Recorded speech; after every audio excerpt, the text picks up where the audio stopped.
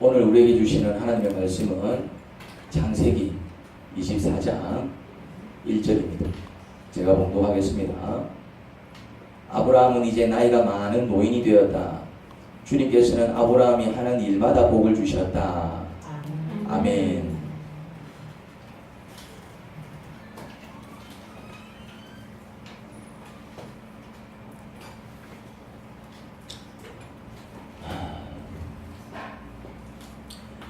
여러분 복 받기를 원하십니까? 혹시 이 자리에 계신 분들 중에 복 받기를 싫은 사람 한번 손 들어 보시기 바랍니다. 나는 별로 복 안 받고 싶습니다. 복 받기를 싫어하는 사람은 없어요. 없더라고요. 저도 마찬가지. 복을 많이 받았으면 좋겠어요. 모든 사람들이 복 받기를 원할 겁니다. 그래서 사람들이 가장 듣기 좋아하는 소리가 무엇입니까? 복을 빌어주는 말입니다. 그걸 축복이라고 하지요. 복을 빌어주다. 설령 그렇게 안 될 값에 복을 빌어줄 때 모든 사람들이 좋아합니다. 설령 그렇게 안 될지언정 복을 빌어주면 일단 들을 때 기분이 좋지요. 그렇지 않습니까? 모든 사람들이 받고 싶어하는 것이 복입니다.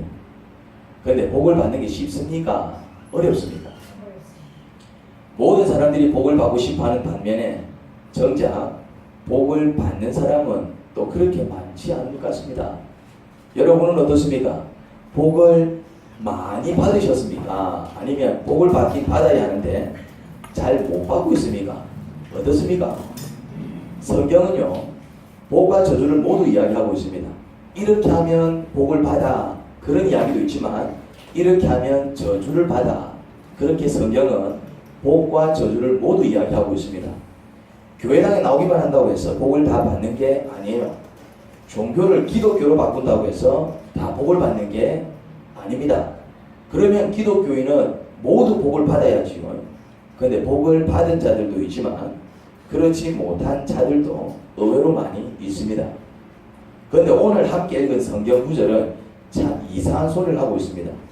우리 같이 한번 읽어보도록 하겠습니다. 여러분들이 큰 소리로 한 절이니까 또박또박 한번 읽어보겠습니다. 시작. 아브라함은 이제 나이가 많은 노인이 되었다. 주님께서는 아브라함이 하는 일마다 복을 주셨다. 자, 뭐라고 말하고 있습니까? 주님께서는 아브라함이 하는 일마다 복을 주셨다. 그럽니다. 복을 한 번 받는 것도 쉬운 일이 아닌데 어떻게 하는 일마다 복을 받을 수가 있죠? 이게 어떻게 가능하죠? 하는 일마다 복을 받은 게 미기입니까? 혹시 뻥이 아닐까요? 하는 일마다 복을 받아본 적이 없어서 어쩌다 한 번 정도 복을 받은 적은 있는데 또 어떤 사람은 이런 사람이 있어요. 나는 하는 일마다 안 돼. 그런 사람들이 있더라고요. 나는 희한하게 하는 일마다 안 돼. 그런 사람도 사실 적지 않은데 어떻게 하는 일마다 복을 받지요? 하는 일마다 복을 받았다는 말을 읽고 제가 다음 구절을 읽지 못했습니다. 이게 정말 사실일까? 이게 과장이 아니라면 야 이건 진짜 대박 중에 대박인데 일을 하다 보면 복을 받아 잘 될 수도 있지만 그렇지 않을 때도 참 많은데 아무리 아브라함이라지만 어떻게 하는 일마다 복을 다 받을 수 있었을까? 제가 목사지만 성경을 연구하고 가르치는 사람이지만 이 대목만큼은 쉽게 넘어갈 수 없었습니다. 이 구절의 의미를 곱씹어보고 몇 번을 곱씹어봤는지 모르겠습니다. 왜냐하면 저도 그랬지만 저는 아직 한 번도 하는 일마다 복받은 사람을 본 적이 없기 때문입니다. 혹시 여러분은 하는 일마다 복을 받은 사람을 본 적이 있습니까? 그런데 아브라함은 하는 일마다 복을 받았대요. 나는 그게 너무 신기해서 도대체 아브라함은 어떤 삶을 살았길래 하나님께서 이런 복을 주셨는가? 하는 일마다 복을 받는 복, 이건 복 중에 복인데 인생을 살다 보면 아무리 복이 넘치는 사람도 한두 번은 안 될 때가 있지. 어떻게 하는 일마다 복을 받냐 말이죠. 그래서 아브라함의 인생을 쭉 살펴보게 되었습니다. 나도 혹시 하는 일마다 복을 받는 축복을 누리지 않을까 싶어서요. 그런데 아브라함이 하는 일마다 복을 받은 이유를 22장에서 발견할 수 있었습니다. 22장을 보면 우리 22장을 함께 보겠습니다. 22장을 보면서 제가 설명을 하려고 합니다. 22장을 보면은 앞으로 한 2장 정도 넘기면 22장이 나올 겁니다. 22장을 보면은 아브라함이 진짜 이상한 짓을 합니다. 정말 이상한 짓을 해요. 상식적으로는 정말 이해할 수 없는 행동을 합니다. 하나님께서 아브라함의 믿음을 시험하기 위해서 이런 명령을 내립니다. 2절입니다. 네 아들을 번제물로 바쳐 이루셨습니다. 이건 시험입니다. 그런데 아브라함은 이게 시험인 줄 몰랐습니다. 하나님은 아브라함의 믿음을 시험하시기 위해서 이런 명령을 내리셨지만 정작 아브라함은 그 명령이 자신의 믿음을 알아보기 위한 시험인 줄 몰랐습니다. 물론 나중에는 알게 되지만 이 명령을 받을 때 그게 시험인 줄 몰랐습니다. 그런데 이 명령을 한번 자세히 살펴보죠. 그 내용이 뭡니까? 아들을 번제물로 바치라는 겁니다. 이게 무슨 말입니까? 아들을 제단 위에 올려놓고 각을 떠서, 여러분 각을 뜨는 게 뭔지 아십니까? 이 각을 뜨는 게 뭔지 압니까? 각을 뜨는 것은 토막을 내는 거예요. 토막을 내는 겁니다. 그러니까 짐승을 각을 뜨는 것은 각을 뜨는 것이지만은 사람을 토막 내는 것은 이거는 뭐에 가깝습니까? 그냥 살인이 아닙니다. 토막살인입니다. 이거. 그러면 이제 좀 감이 오시죠. 각을 떠서 태우는 것, 그게 번제물을 하나님께 바치는 방식이거든요. 어떻게? 각을 떠야 됩니다. 그 다음에 뭐 하는지 아십니까? 배를 가르고 내장을 다 끄집어내야 돼요. 그냥 사람을 찔러 죽이는 게 아닙니다. 번제물로 바치라는 것은 어떻게? 토막을 내야 돼요. 짐승을 토막 낸다 이 말이지. 그리고 배를 가르고 내장을 다 드러내야 돼요. 그렇게 태워서 바치는 제사가 번제입니다. 그런데 아들을 번제물로 바치라 그랬으니 이거는 무슨 말입니까? 그냥 제단에 올려놓고 불태우는 게 아니라니까요. 어떻게 한다고요? 토막을 내야 됩니다. 그리고 뭐 해야 됩니까? 배를 가르고 내장을 끄집어내야 돼요. 말이 번제물이지 사람을 각을 떠서 불에 태우라는 겁니다.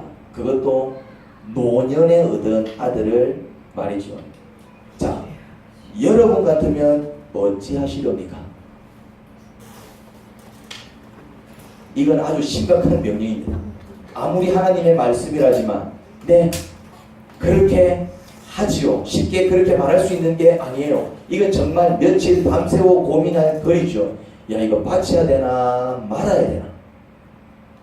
그나마 고민하는 사람은 믿음이 좋은 축에 들어갑니다. 이걸 바쳐야 돼 말아야 돼 고민하는 사람은 믿음이 좋은 축이 들어간다니까요. 믿음이 없거나 믿음이 약한 사람은요, 미쳤다. 뭘 바쳐? 하나님께서 못 먹을 것을 드셨다. 무슨 그런 말씀을 하시지? 하지 않겠습니까? 그런데 아브라함은 어떻게 했는지 압니까? 아들을 모리아 산으로 데리고 와서 진짜 잡으려고 했습니다. 10절입니다. 아브라함이 칼을 들었습니다. 11절입니다. 천사가 아브라함아 아브라함아 하고 2번 불렀어요. 천사가 급하게 아브라함을 왜 2번 불렀는지 아십니까?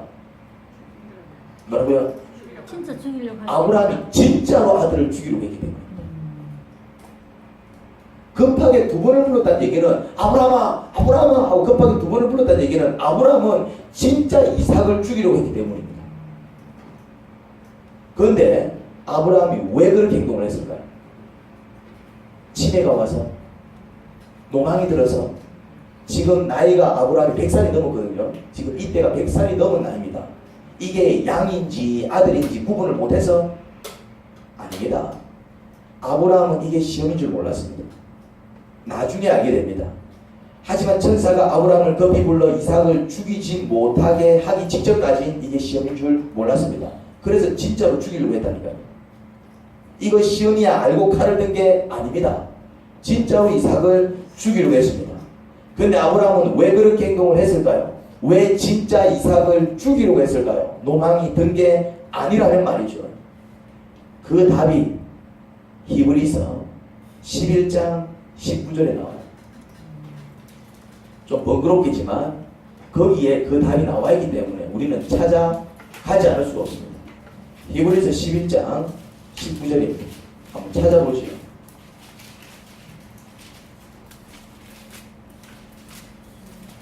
히브리서 11장입니다.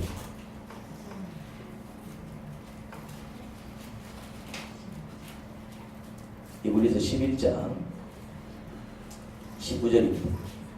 잘 못 찾는 분들은 옆에서 도와주시기 바랍니다.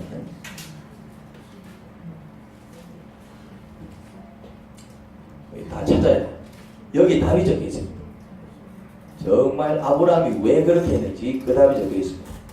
히브리서 11장 19절입니다. 자, 히브리서 11장 19절. 여러분들이 한번 큰 소리로 읽어보겠습니다. 다 찾았어요? 잠시만요. 히브리서 11장.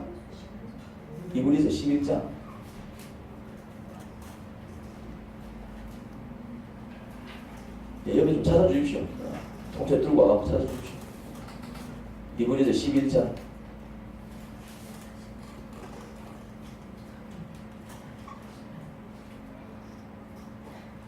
히브리서 없습니까, 성경에? 히브리서 11장 19절. 자, 여러분들이 큰 소리를 한번 읽어보겠습니다. 그냥 알리지 말고 여기 답입니다. 아브라함이 왜 그렇게 행동했는지. 자, 읽겠습니다. 시작. 하나님께서는 이삭을 죽은 사람들 가운데서도 되살릴 수 있다고 아브라함 생각했던 것입니다. 자, 거기까지 다시 한번 읽겠습니다. 시작. 하나님께서는 이삭을 죽은 사람들 가운데서도 되살리실 수 있다고 아브라함은 생각했던 것입니다. 아브라함이 어떻게 생각했다고요? 죽은 자 가운데서도 되살릴 수 있다. 하나님께서 이삭을 죽은 사람들 가운데서도 되살리실 수 있다고 생각을 했대요. 그러니까 아브라함은 그가 이삭을 죽여도 하나님께서 이삭을 죽은 자 가운데서 다시 살리실 거라 믿고 칼을 들었다는 겁니다. 왜냐하면 하나님은 분명 이삭을 통해서 후손을 주시기로 약속을 했거든요. 이삭을 통해서 후손을 주시기로 약속을 했습니다. 그런데 아직 이삭이 결혼해서 아이를 낳기 전입니다. 그때 이삭은 죽으면 안 됐었습니다. 왜냐? 약속이 걸려 있었어요. 네 아들 이삭을 통해서 내가 후손을 줄 것이다. 그 후손이 번창해서 민족을 이룰 것이다. 그런 약속을 주셨거든요. 그런데 아직 이삭은 결혼을 안 했어요.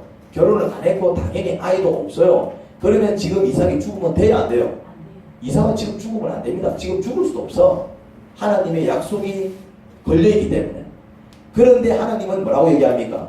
죽여 번제물로 바치라고 했으니까 그러면 아브라함이 이렇게 생각을 한 거예요. 아, 그러면 하나님께서 이삭을 죽은 자 가운데서 다시 살리시겠구나 라고 생각을 했다는 거예요. 그게 아브라함의 믿음이었습니다. 그런데요, 그 아브라함의 믿음에 하나님도 놀랐습니다. 아브라함의 믿음이 그 정도일 줄이야.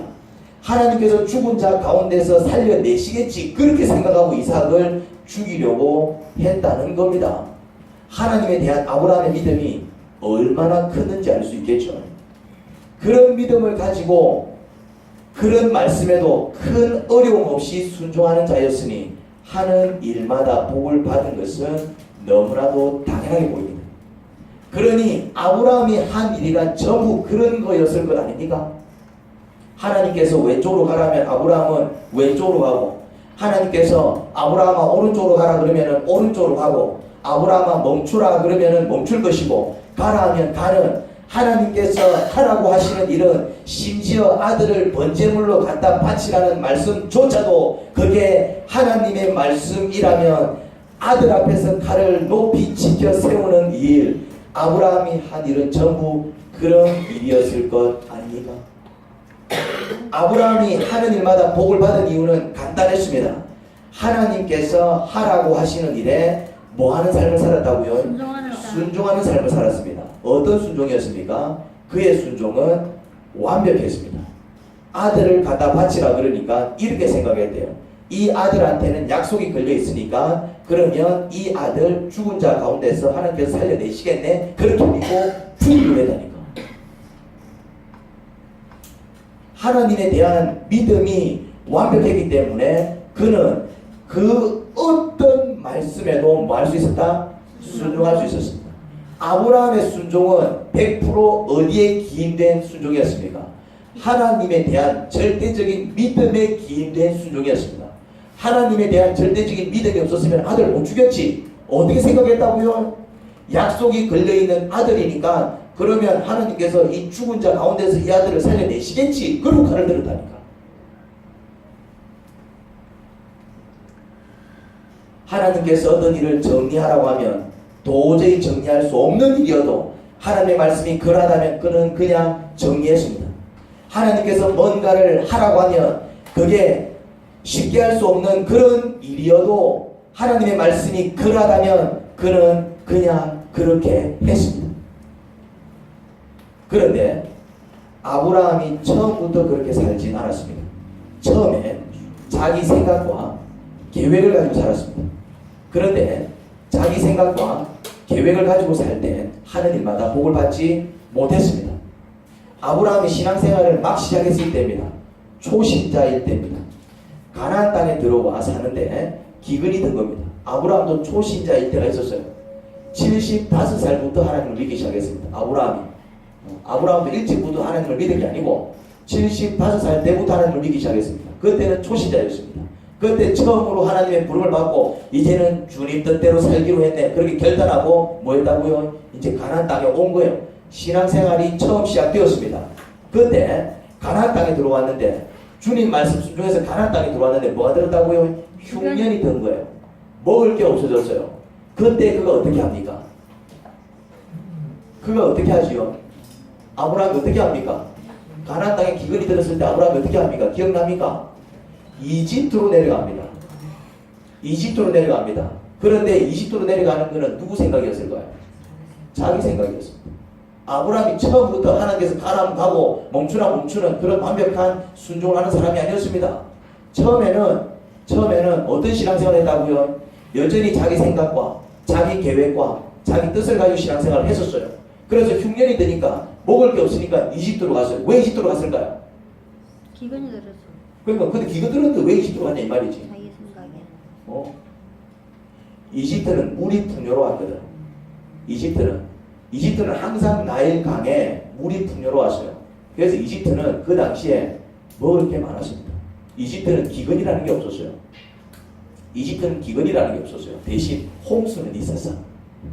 한 번씩 나일강이 동나오면. 근데 그 홍수도 축복의 홍수였어요. 홍수가 일어나면은 그 다음에는 완전히 땅이 비옥해지는 거예요. 홍수가 나도 이 양반들 걱정 안 하는 거예요. 홍수가 나서 얼른 피하면 돼. 나중에 홍수 물이 빠지면 완전히 그 땅은 물이 촉촉해져가지고 비옥해지는 거예요. 그러면 이집트는 늘 먹을 게 풍요로울 수밖에 없었죠. 그런데 그 땅으로 내려간 거예요. 누가? 아브라함이. 근데 내려가려고 하니까 걱정거리가 한 가지 있었어요. 그게 뭐였냐면은 마누라가 너무 예뻤어요.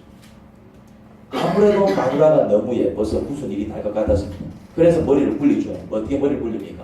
아내를 누이라고 속이고 그 땅에 데려갑니다. 그런데 아브라함 개박살납니다. 그때 신앙생활 하고 있었다니까요. 개박살납니다. 자기 생각과 계획을 가지고 살아갈 때 하는 일마다 복받지 못했습니다. 개박살납니다. 그런데 어떤 일이 벌어집니까? 마누라를 빼앗기고 가정에 큰 위기가 찾아왔지요. 그런데요, 그런 일이 그렇게 한번 시급해놓고 또 그런 일이 나중에 또 일어납니다. 그런 일이 나중에 또 일어나요. 여전히 자기 생각과 자기 방식과 자기 계획을 못 버린 것이죠. 또 이런 일이 있었습니다. 마누라 시키는 대로 하다가 또 크게 낭패를 본 적이 있었습니다. 아브라함의 아내 사라가 자녀를 못 낳자 자기 몸종을 첩으로 남편에게 들여보냈어요. 그 당시에는 자식을 낳아서 대를 잇는 게 참 중요했습니다. 그런데 본처 사라가 자식을 낳지를 못하자 어떻게 하냐면은 사라가 자기 몸종을 첩으로 드리는 거예요. 아브라함도 아들을 바랐기에 모른 척하고 마누라가 시키는 대로 했습니다. 그래서 사라의 몸종을 첩으로 드리고 그래서 아들을 낳아요 안 낳아요? 낳습니다. 그게 이스마엘입니다. 이스마엘입니다. 그런데 결국 그 일로 집안이 한번 크게 뒤집힙니다. 결국 나중에 그 일로 집안이 한번 크게 뒤집힙니다. 그 문제를 수습하기 위해서 어쩔 수 없이 첩과 첩이 낳은 아들을 집에서 내쫓게 됩니다. 하지만 그렇게 문제가 터질 때마다 하나님께서 모든 수습을 다 해주셨습니다. 그러니까 아브라함이 처음부터 신앙생활, 처음부터 하는 일마다 복받는 그런 복을 누리게 아니었다니까요. 처음에는 여전히 자기 생각과 자기 계획과 자기 방식이 살아있을 때, 그렇게 살아갈 때는 뭘 경험했다고요? 그것 또한 낭패를 경험했어요. 낭패를 경험했습니다. 마누라를 빼앗기기도 하고요. 막 가정에 위기를 처하고, 그리고 심지어 또 마누라 말 들었다가 막 심지어 나중에는 첩과 첩의 아들도 집에서 내쫓아야 하는, 이게 큰 사건입니다. 그 당시에는 이게 쉬운 사건이 아닙니다. 가정이 몇 번 들락날락 쓰러졌다 일어났다 했다 이 말이죠. 그런데 그렇게 문제가 터지고 자기 방식대로 할 때마다, 어려운 일을 당할 때마다 하나님께서 모두 수습을 다 해주셨어요. 그럴 때마다 하나님께서 모두 수습을 다 해주셨어요. 왜요? 왜 하나님께서 모두 수습을 다 해주셨을까요? 그래도 신앙인이었기 때문에 문제가 터지면 뭐 했을까요? 기도하고요. 하나님 도와주십시오. 제가 잘못했습니다. 또 내 머리 굴리다, 또 내 방식대로 하다, 내 성격 못 죽이고 내 감정 조절 못해, 그냥 내가 원하는 대로 했더니 결국 일은 터지고 말았습니다. 어찌하면 좋겠습니까? 하나님 마누라 찾아주십시오. 하나님 가정의 위기를 해결해 주십시오. 뭐 했다고요? 그래도 신앙인이었기 때문에 하나님을 붙들어서, 그러니 하나님께서 뭐 해주셨습니까? 모든 뒤수습을 다 해주셨어요. 그때 그가 깨달음이 있었습니다. 그런 일을 한두 번이 아니었어요. 여러 번 경험했습니다. 마누라를 두 번이나 빼앗겼으니까 이게 뭐 큰일이 아니에요. 큰일이다 이 말이죠. 그리고 첫 사건으로 인해서 가정이 하여튼 큰 어려움을 겪었어요. 그 불치불치가 사건이고, 그런 정말 불치불치가 사건 아니더라도 살면서 여전히 자기 방식대로 살 때 늘 고달픔을 경험해서 했었습니다. 그때 그 모든 문제를 하나님께서 다 수습을 해주시자 그때 그가 깨달은 게 있었어요. 그게 뭐였을까요? 이제부터는 내 생각대로 살지 말자. 이제부터는 내 계획대로 살지 말자. 이제부터는 마누라 시키는 대로 하지 말자. 이제부터는 사람 소리 듣지 말자. 그가 결심한 것은 언제나 자기 생각 혹은 마누라 생각대로 해서 개박살나고 크게 낭패를 볼 때마다 늘 하나님께서 수습해 주셨거든요. 그래서 이제는 어떻게 살자? 하나님 시키는 대로 살자. 진짜 하나님께서 죽으라면 죽고 물속에 뛰어들라면 뛰어들자. 그때부터 그렇게 살기 시작했습니다. 그런데요, 그렇게 사니까 어떤 일이 벌어집니까? 삶에도 변화가 일어나기 시작했습니다. 그전에는 남들처럼 늘 낭패당하고 심지어 마누라도 빼앗기고 막 가정에 위기가 찾아오고 남들과 다를 바 없는 그런 인생을 살았어요. 복 받을 때도 있었지만 복을 받지 못하고 오히려 낭패와 저주를 당해서 그게 아파하고 괴로워할 때 있었어요. 그런데 그렇게 결심하고 이제는 정말 주님께서 죽으라면 죽고 물속에 뛰어들라면 뛰어들자, 그렇게 결심하고 주님 뜻대로 살겠다고 결단하고 나가니 그때부터 삶이 이렇게 바뀌기 시작했습니다. 어떻게 해요? 하는 일마다 잘 되는 복을 받는 삶으로 그의 삶이 바뀌기 시작했습니다. 하나님 시키는 대로 하니까 진짜 하는 일마다 잘 돼. 그러니까 아브라함이 무슨 짓까지 합니까? 아들까지 번제물로 바치라. 아들을 번제물로 바치라니까 단단히 미쳤지, 미쳐도 단단히 미쳤지, 아들을 잡겠다고 칼을 높이 쳐들었습니다. 천사가 급히 말리지 않았으면 아마 이삭은 그 자리에서 죽었을 겁니다. 아브라함은 진짜 그렇게 산 것입니다. 아브라함이 아들을 사랑 안 했겠습니까? 얼마나 사랑했는데요. 100살에 얻은 아들이에요. 사랑할 자식을 못 낳다가 노년에 극적으로 낳은 아들인데 얼마나 사랑했겠어요. 그런데 그 아들을 바치라니 도저히 그럴 수 없었지만 하나님의 말씀이 그러하다면 이유가 있겠거니 생각하고 바치려고 했던 겁니다. 아들도 아끼지 않고 바치려고 했던 아브라함이 무슨 말씀에 순종하지 않았겠습니까? 하나님께서 하시는 말씀이라면 아들을 잡아 죽이라는 말씀까지도 순종했던 아브라함입니다. 그런데 그렇게 살았더니 진짜 하는 일마다 잘 되는 거예요. 결국 우리가 복을 받지 못하는 이유는 하는 일마다 복을 받기는커녕 늘 일이 터지고 원치 않는 사건이 터지고 괴로움을 겪고 아픔을 겪는 이유 간단합니다. 하나님 말씀에 순종해서 사는 게 아니라 여전히 우리 생각과 우리 계획과 내 능력과 내 실력을 믿고 살기 때문입니다. 아브라함도요, 자기 머리, 자기 실력, 자기 능력을 믿고 살 때 하는 일마다 복을 받지 못했습니다. 여러분 개박살 났다니까요. 마누라를 다른 사람에게 빼앗기는 일을 2번이나 겪었어요. 그리고 마누라 말 듣고 첩들였다가 집안 꼴이 말이 아니었습니다. 결국 첩과 그 첩이 낳은 아들을 집에서 쫓아내야 했어요. 문제를 수습하기 위해서 어쩔 수 없이. 아브라함이 처음부터 그런 복을 누린 게 아닙니다. 처음에 여전히 자기 생각과 방식을 버리지 못했을 땐 아브라함도 여러 번 개박살 났어요. 하나님의 사람이 되었어도, 예수님을 믿고 그리스도인이 되었어도 여전히 자기 생각과 자기 방법을 버리지 못하고 하나님 말씀보다 자기 생각을 쫓을 때 그 또한 아브라함 또한 하나님마다 잘 되는 복을 누리지 못했습니다. 우리와 똑같은 삶을 살았었어요. 하나님의 말씀이 그러합니다. 우리는 원하는 게 있으면 그것을 얻기 위해 집착하고 욕심을 부리죠. 하지만 하나님은 그러지 마 말려요. 하지만 내 생각이 내가 원하는 것에 꽂혀 있으면 하나님의 말씀이 안 들리죠. 그리고 내 생각, 내 욕심, 내 뜻 쫓아갑니다. 그래서 낭패를 보는 것입니다. 이것 좀 하지 않을래? 야, 이것 좀 하지 않을래? 계속 고민하십니다. 그런데 나는 별로 그렇게 하고 싶지 않아. 다른 것을 하고 싶어요. 그래서 좀 이따 하지요. 좀 이따 하지요. 그렇게 미루다 보면 어느 순간부터 하나님의 음성이 안 들립니다. 듣기 싫은 말씀은 서서히 안 들리기 시작합니다. 그러다 낭패를 보는 겁니다. 여러분, 하나님 말씀에 순종할 때마다 꼬인 문제가 하나씩 풀리는 것을 경험하셔야 됩니다. 아멘. 아브라함이 순종의 사람이 될 수 있었던 이유는 그것을 경험했기 때문입니다. 자기 생각과 계획을 앞세워 살 때는 되레 원치 않게 꼬이던 인생이 이상하게 하나님 말씀에 순종할 때마다 하나씩 풀리는 것을 경험했습니다. 그런 경험이 쌓이자 아들을 번제물로 바치라는 어처구니 없는 말씀조차도 그는 서스럼없이 순종해 버리더군요. 아브라함이 처음부터 그런 믿음을 가진 자가 아니었다니까요. 아브라함의 믿음에 아마 하나님께서도 놀라셨을 것입니다.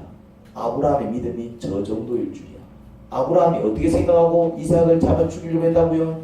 이 아들은 약속이 걸려있는 아들이니 하나님께서 죽은 자 가운데서 살려내시겠지. 그런데 여러분, 하나님 말씀에 순종할 때 조심해야 될 게 있습니다. 지금부터 하는 이야기를 잘 들으셔야 됩니다. 지금까지 한 얘기는 내가 늘 하던 얘기이기 때문에 그렇게 중요하지 않습니다. 처음 듣는 얘기가 아닐 겁니다. 맞죠? 지금부터 하는 이야기가 중요합니다. 지금부터 하는 이야기는 졸지도 마시고 무조건 새겨 들으셔야 됩니다. 지금부터 하는 이야기가 정말 중요합니다. 지금까지 한 얘기는 양육할 때 내가 늘 하는 소리입니다. 그렇죠? 제가 신방 가면 늘 하는 소리가 그 소리입니다.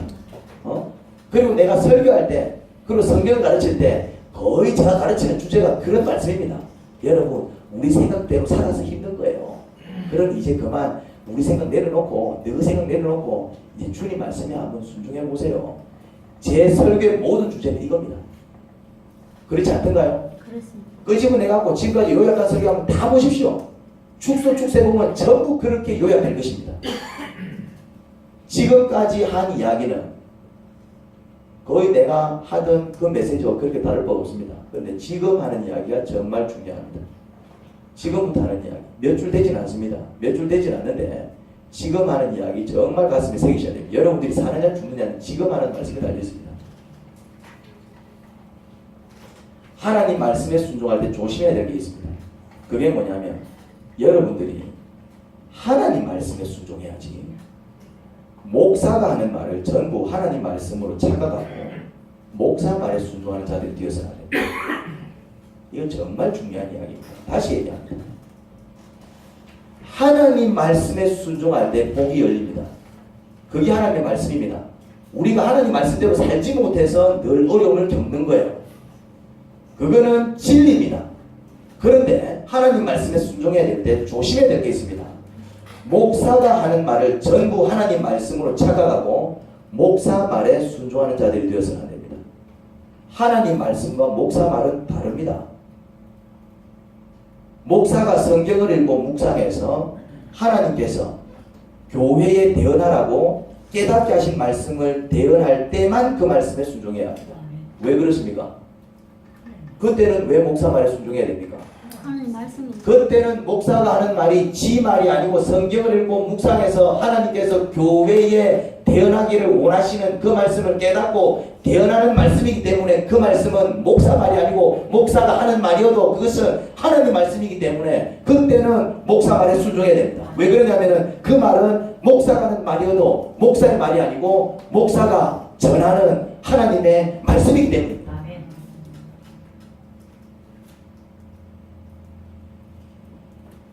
그렇지만 목사가 하는 말이 전부 하나님의 말씀은 아니다 이 말입니다. 제가 밤 12시에 이현희 자매님 집에 전화를 겁니다. 자매님 뭐합니까? 예 목사님 자려고 누우려고 지금 잘 준비를 하고 있습니다. 아 그래요? 그러면은 잠시 예배당으로 좀 나오세요. 목사님 무슨 일이시지요? 그냥 묻지 말고 나오세요. 나가야 됩니까? 안 나가야 됩니까? 안 나가야 됩니다. 안 나가야 됩니다. 나가면 안 됩니다. 절대 나가면 그렇죠. 절대로 이제 끝나는 거 있죠. 절대로 끝나요. 목사님이 또 무슨 절대로 끝나는 거 있죠. 무슨 일이 아니라 목사가 지금 제정신이 아닌가? 이 밤에 목사가 지금 제정신이 아닌가? 이 밤에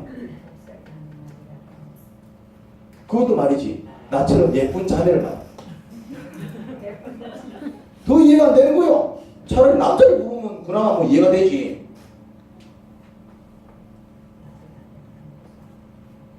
목사의 말이 전부 하나님의 말씀은 아닙니다. 조심해야 됩니다. 이렇게 얘기합니다. 나는 정말 하나님 말씀에 순종했는데 하나님 말 안 돼요.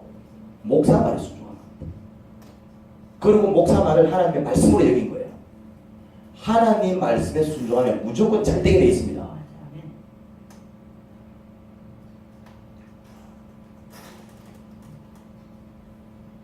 그러니 가능하면 여러분 스스로 성경을 읽고 묵상해서 하나님께서 여러분에게 직접 주시는 그 말씀을 듣고 그 말씀에 순종할 수 있어야 합니다.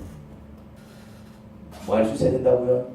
여러분 스스로 성경을 읽고 묵상해서 하나님께서 여러분 각 개인에게 주시는 말씀이 있습니다. 각 개인에게 주시는 말씀이 있습니다. 하나님께서 말씀을 주신다 이 말이죠. 어떻게?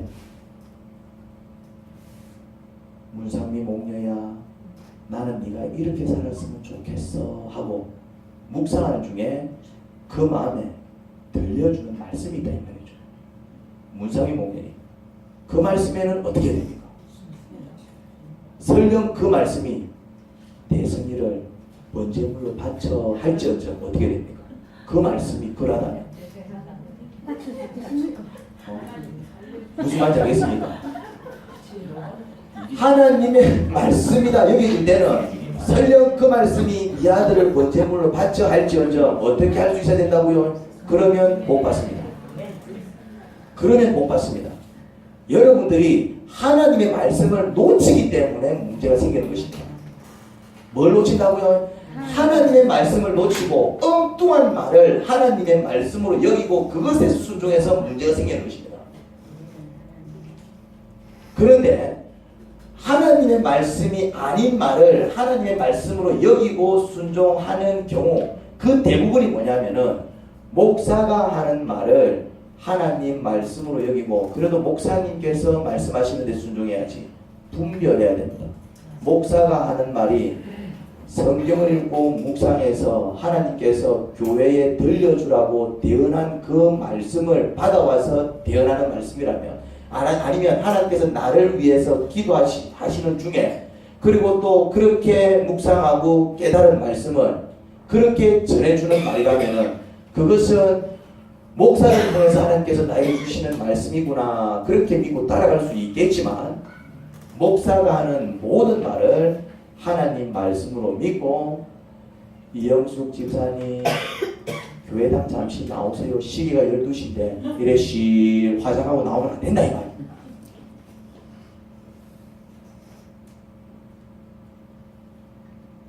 그리고 가장 좋은 방식은 여러분 스스로 성경을 읽고 묵상해서 하나님께서 여러분 각 사람에게 주시는 그 말씀을 듣는 것이죠.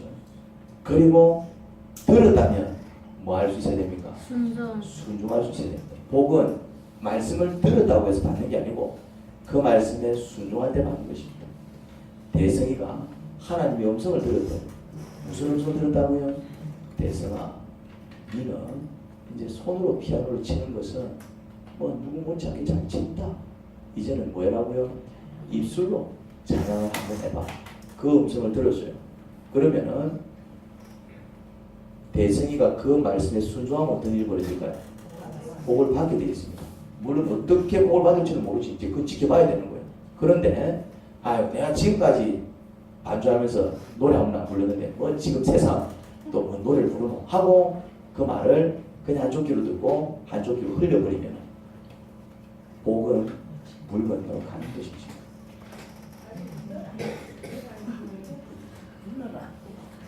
우리는 성경을 하나님의 말씀으로 믿는 자들입니다. 그러니 당연히 성경을 읽고 묵상해서 그 가운데서 우리에게 주시는 하나님의 말씀을 들을 수 있어야 합니다. 그 성경의 가르침에 순종해야 하는 것입니다.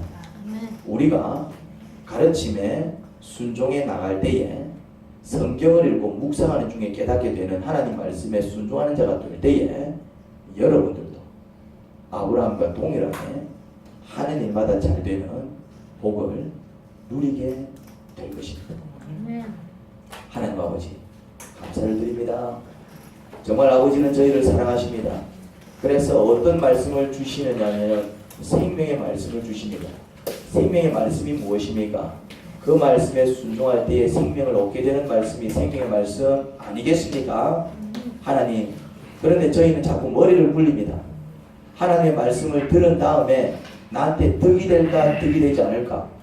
하나님의 말씀은 득이 됨에도 불구하고 내 계산 속에 그렇게 하면 손해를 볼 것 같아. 그런 계산이 있으면은 우리 계산을 쫓아갈 때가 많습니다. 그래서 되레 하나님께서 주시려는 복을 받기커녕 오히려 낭패와 어려움을 볼 때가 많죠. 아브라함도 그리스도인이 되었지만 초신자일 때 자기 생각과 계획을 쫓아 살 때는 여러 번 낭패와 어려움을 겪었습니다. 하지만 그런 일을 겪고 그럴 때마다 주님께 돌아와서 도움을 구할 때마다 주님께서 모든 문제 수습해 주시고 그 모든 문제를 해결해 주시자 이제는 내 뜻대로 살지 않으리라 주님 말씀대로 살리라 결단하고 그렇게 사는 삶을 살았더니 그의 삶이 완전히 변화되어 하는 일마다 복받는 그런 복을 누리게 되는 인생이 되었습니다. 하나님, 저희가 그런 삶을 살기를 소원합니다. 하나님 말씀 들려주시고 그 말씀에 순종하는 자들이 되게 하소서. 예수님 이름으로 기도합니다.